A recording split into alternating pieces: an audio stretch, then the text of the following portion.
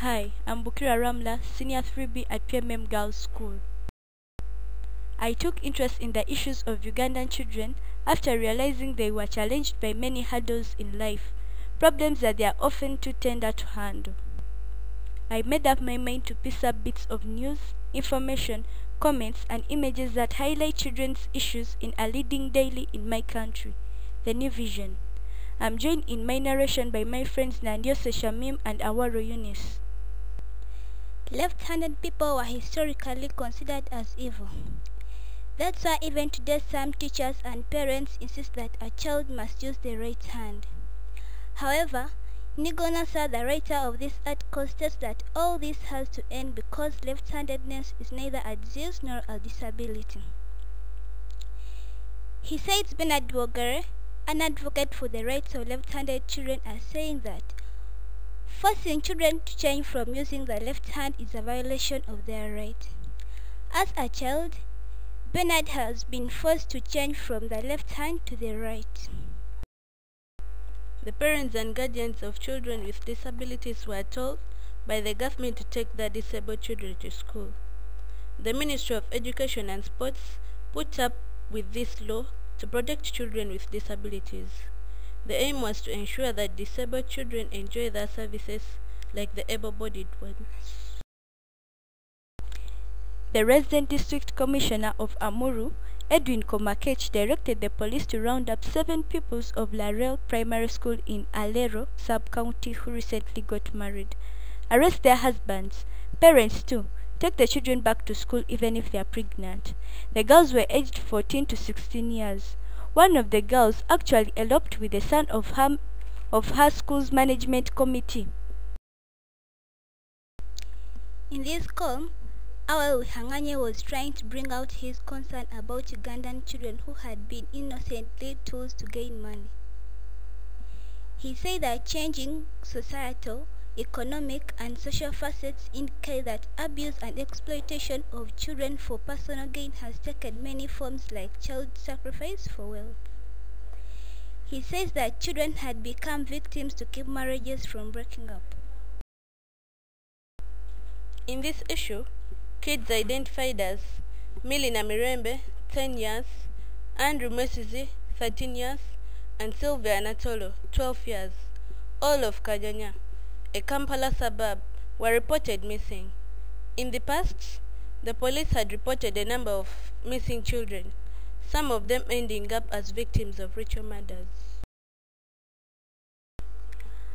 A case in point is this. However, in this particular case, a child was lucky enough to have survived. Police arrested a witch doctor in Sanji of Wakiso district for illegally abducting a 12-year-old boy for ritual sacrifice. The boy was attacked by 2 unidentified suspects while walking from St. Joseph Primary School, Nabingo. The boy was dragged into a car, taken to the shrine of the witch doctor, who rejected him, claiming that he had very many scars on his body. Here, a mother narrates a story of how her daughter narrowly survived being kidnapped by a reputable shuttle business in town. A man pretending to be a regular person to pick up her daughter from home had his luck against him because he found when the girl had already been picked up by the genuine shuttle. The girl's mother chose to tell her story to alert the nation about the safety of their children. This is a report of 3 men who were held over murder of a 13-year-old Caroline Agenda of Matakule Primary School in Butembo sub-county. She was found one early Sunday morning lying in a pool of blood with her private part, tongue, and the head missing. The police investigation showed that she was defiled before being killed. The suspected motive for the gruesome murder was ritual purpose. Some of the cases of child abuse involve culprits who are in a position of trust. For instance, in this case, a 40-year-old man was charged with defiling his 14-year-old daughter with a full knowledge that she was HIV positive. Laurent Mwebaze, a businessman, first defiled his daughter in a plantation on their way from his shop then again at home when his wife was attending a funeral and the victim's siblings were asleep. Tumwebaze threatened to kill the girl if she reported him. The High Court in Jinja sentenced a 40-year-old man to 27 years in jail for aggravated defilement. Moses of Pio defiled his 9-year-old daughter on 17 March 2008. Medical examinations confirmed that the girl's genitals were ruptured. This picture shows staff members of New Vision handing over 1 million shillings donated to help in the treatment of a girl who lost her buttock to a quack doctor. For 2 months, Immaculate Nandyoshe has been forced to sleep on her belly and cannot sit up since most of her left buttock was cut off, leaving her with a gaping wound that had turned septic. After she was taken to 3 private clinics where she got a number of injections. She then developed boils, which soon developed pus. Her family ran out of money after spending over 200,000 shillings on her treatment. Nabutona, the mother of the child, said that her husband vowed not to spend any coin on wounds that never heal.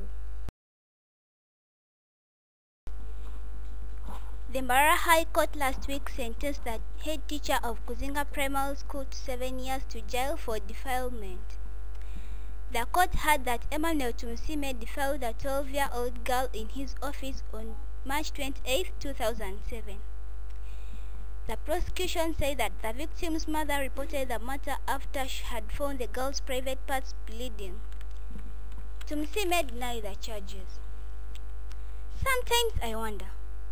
In a previous case, a father committed the same crime and he is sentenced to 27 years. And here, a head teacher is sentenced to 7 years. Is this really a fair administration of justice? Here, a single father is looking for a woman to love his 3 children. What challenges do you think are the children likely to face? For me, I think that the children are already challenged, since most fathers don't have enough time for children, and other fathers don't know how to handle young children, so they need the support of the mother. And in my opinion, since the father's well-being is not proper, the children are really faced with a big challenge, since we all know that the parents' well-being contributes a lot to the children's well-being. To my conscience, children actually don't get the mother's love, because actually mothers always render much of their time for their children than the fathers, and the fathers sometimes tend to be harsh to the kids. In connection to that, children will face a challenge of poor standards of living, since most fathers don't care. In the previous case, a father is faced with the challenge of looking for a woman to be a mother to his 3 children from 2 different mothers. While here, it is even worse, because the woman solves her problem by killing a day-old baby. Rachel Kahunde, 19 years, gave birth, strangled and dumped the baby into a pit latrine for unknown reasons. Probably, she might have done this because of poverty, lack of support, or she didn't know what to do with the baby.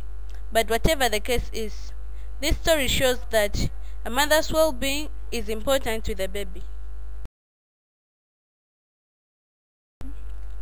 These disturbing images tell a story of a child subjected to torture and exploitation by a woman who has been using him to solicit for money on streets of Kampala, and that the child doesn't even belong to her. It has become a normal routine to see many children begging on streets of Kampala, with many of them being victims like the child in question. All attempts by the city authorities to remove children are rounded up from streets, but they somehow reappear. More children, especially from Karamoja, were turning to streets in Kampala and other resorted areas despite numerous efforts to resettle them. The Ministry of Social Development estimates that there are over 500 street children in Kampala, but independent observers put the figure to about 2,000 in Kampala alone. The minister attributed the problem for commercialization for begging. So the government was asking public to stop giving money to street children because it exacerbates the problem. This is a scene where a 1.5-year-old child meets his death after being kidnapped from their home Bugolobi in Kampala City with the aid of his unsuspecting nanny. The picture shows two kidnappers and murderers of the young handsome Kam Kakama, Godwin Tumsime and his brother. Having kidnapped Kam, the two brothers demanded from the grief-stricken parents a ransom of 30 million before they can release the boy. The money was paid, but too late. The child was already dead. When quizzed as to why he killed the boy, God gave a baffling answer. The child was making a lot of noise. Within days, the killers had bought chunks of land, 3 motorbikes out of the blood money. This cartoon that appeared in the New Vision perhaps best reflects the bitter irony of the killer's fortune and the blood of baby Kakama.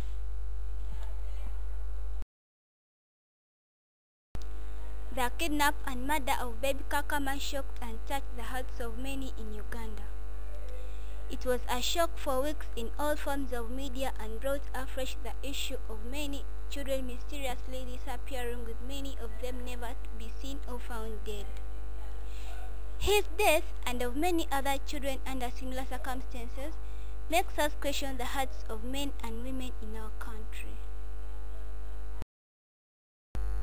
You may want to know that the cases I have picked for this media were from just about 6 newspapers of 2 months of the New Vision. This only shows the magnitude of child abuse in Uganda. And yet what the New Vision has been able to record must be the tip of the iceberg.